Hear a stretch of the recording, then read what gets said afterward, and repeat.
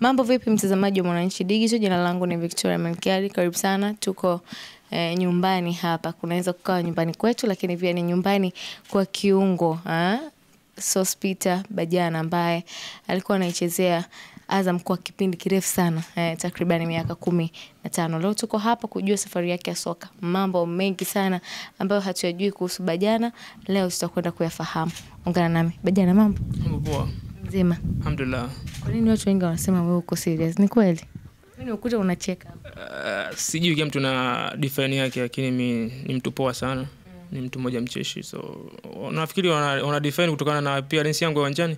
So nafikiri pia imereflect pia kwenye maisha yangu nje. Nafikiri pia wanakuwa wanakosea kwa sababu kama hujakaa karibu na mimi huwezi kujua kama mimi ni mcheshi. Nafikiri umekaa na mimi dakika 2 unasikia nazungumza mzungumzaji pia.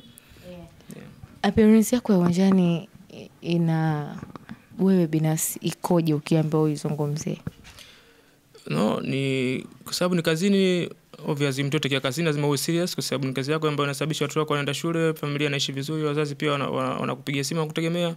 So ni sema mambo mabili unapaswa kuichukulia kwa userious mkubwa, na nafikiri ni kitu ambacho kimekuwa wakinichukulia hivyo na ni mimi napenda kuwa hivyo. Nafikiri pia imenisaidia pia kunijenga pia ndani ya uwanja hadi nje ya uwanja pia napenda kuwa serious kuna mambo ya msingi. Okay. Sospeter tunakufahamu kama wewe ni mchezaji wa muda mrefu wa timu ya Azam, japokuwa umemalizana nao sasa. Miaka 15 ndani ya Azam kwako inamaanisha nini? Inamaanisha kitu kikubwa sana kwenye maisha yangu. Ni safari ilikuwa na milima na mabonde, pia ilikuwa na furaha na huzuni. Lakini paswa kumshukuru Mwenyezi Mungu kwa sababu si rahisi kutimiza miaka 15. Unaweza kuisema kwa kuzungumza, lakini ni miaka ambayo inakuwa na vitu vingi katikati, lakini napaswa kumshukuru Mwenyezi Mungu kwa kile ambacho nimekiachieve kwao na mpaka sasa. Napaswa kumshukuru Mwenyezi Mungu, ilikuwa ni safari ndefu ambayo haikuwa nyepesi kwa kweli, na namshukuru Mwenyezi Mungu kwa hilo pia. Kwa haraka watoto 2000 wanaweza wakadhani safari yako labda ilianzia Azam, lakini unaweza ukatuambia safari yako ilianzia wapi ya soka rasmi kabisa? Safari yangu haijaanzia Azam. Safari yangu ilianzia mkoani Kigoma, ambao kuna wilaya moja inaitwa Kasulu, ndio mpira wangu ulipoanzia huko, na niliweza kuonekana huko kwenye timu za wilaya madaraja ya chini. Nafikiri pia kulikuwa kuna mashindano yanaendelea ya under 17 ya Coca-Cola yalianzishwa. So nilikuja huku 2011. Nimewahi kucheza 2010, nilikuja sikufanikisha. Nikarudi 2011 ndio nilipofanikisha kuona na scout wa Azam. Ndipo maisha yangu ya Azam yalipoanza na maisha yangu yalipoanza kubadilika kuanzia hapo, kwa sababu pia nilikuja nikiwa nasoma pia. Nakumbuka nilikuwa ni form 3. So nimaliza shule pia nikiwa niko Azam. Kwa hiyo unaona na story nyingi kubwa na Azam pia. Kwa hiyo ulikuja rasmi hapa, yani kikosi cha Azam kilikupokea ukiwa mgeni kabisa hapa mjini? Kikosi changu kinipokea nikiwa mgeni kabisa. Na nimekuja lakini sio sana. Kilikuja unacheza unaondoka. So waliponipokea nafikiri walinitambulisha mji pia. Kwanza ndio nimekukaribisha mjini. Hongera sana. Niambie, mechi yako ya kwanza kabisa unacheza ukiwa na kikosi cha Azam, ilikuwa ni mechi aina gani, na kama unakumbuka labda ilikuwa ni mechi na timu gani? Mechi yangu ya kwanza ilikuwa mechi na Ashanti.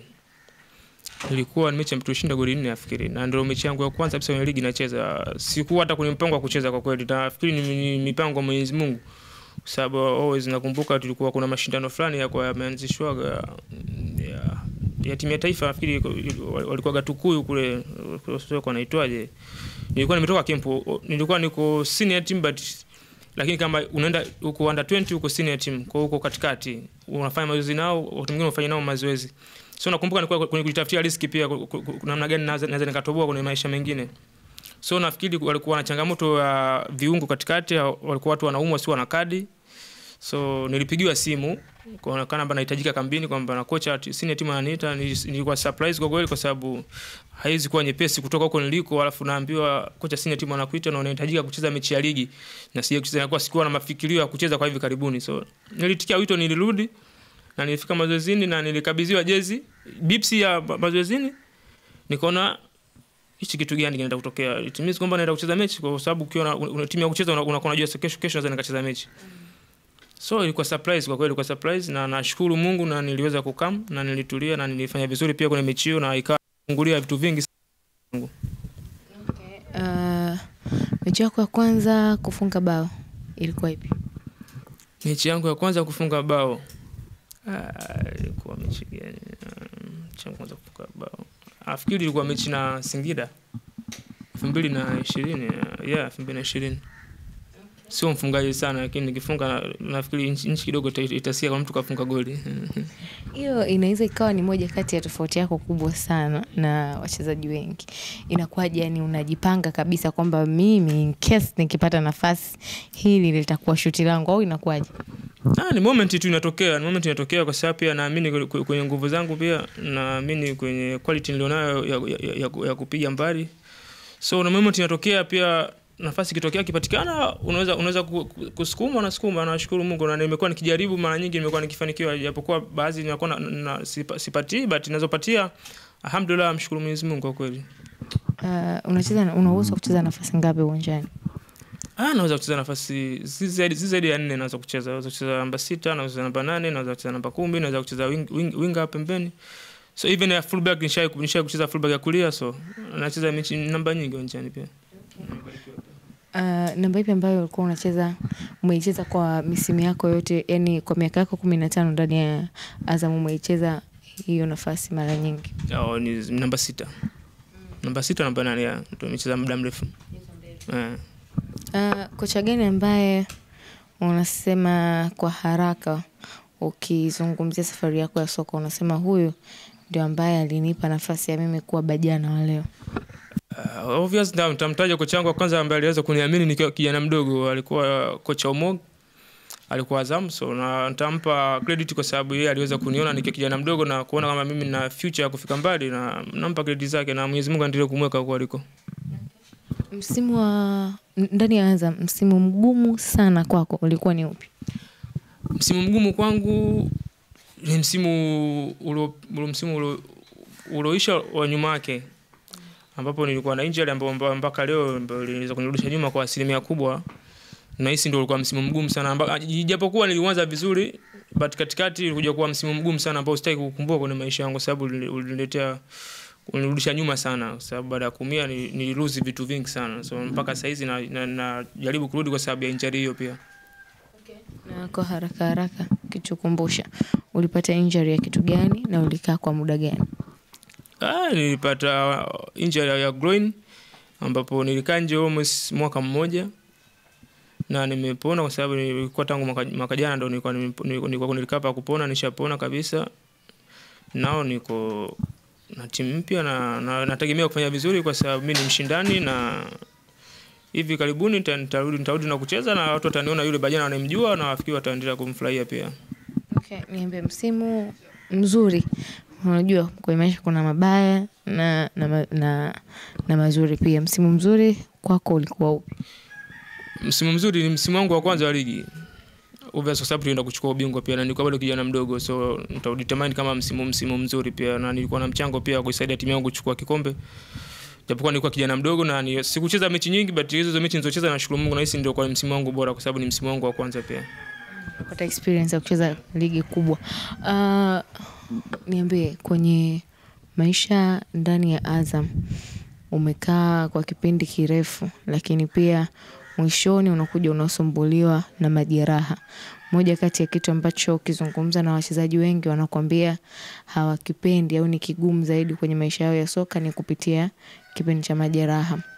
Kilikuwa ni kipindi cha aina gani ukiambiwa, ukielezea? Lakini pia kuna ile hali ya kuwa kwenye msongo wa mawazo kwamba hivi nitacheza kweli, nitarudi, mwaka sio mchezo.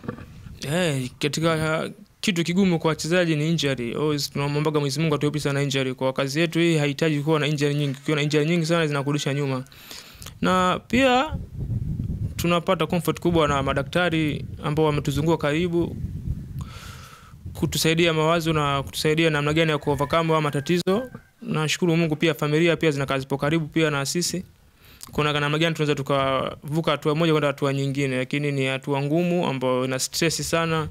Kuona ulikuwa unaweza kufanya kila kitu na uwezi kufanya unachokipenda, unakupasa tena ukae ndani utumie magongo.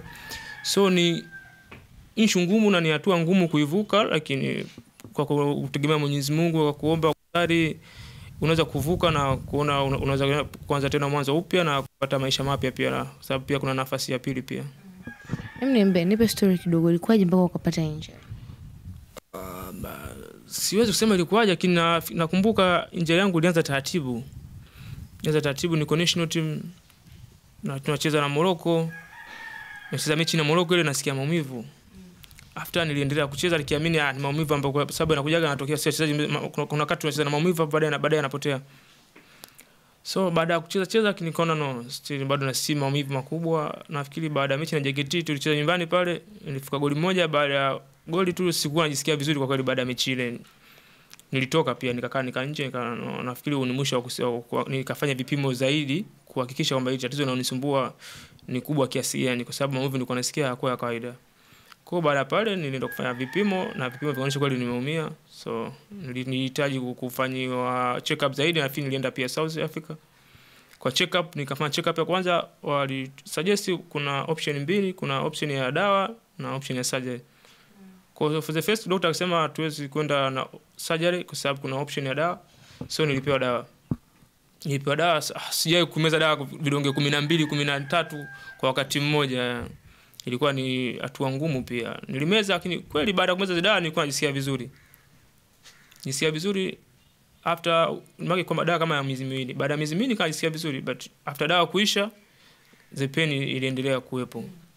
So nikahisi kwamba zile dawa ndo zilikuwa zinaondoa pain. So baada ya kumwambia daktari pia bana nimemaliza dawa ndio nimerudi pia kucheza, lakini bado still nasikia maumivu. Akasema basi hakuna option nyingine zaidi ya kufanya surgery. Ilikuwa ngumu kukubali na kuona tutaenda kufanya surgery.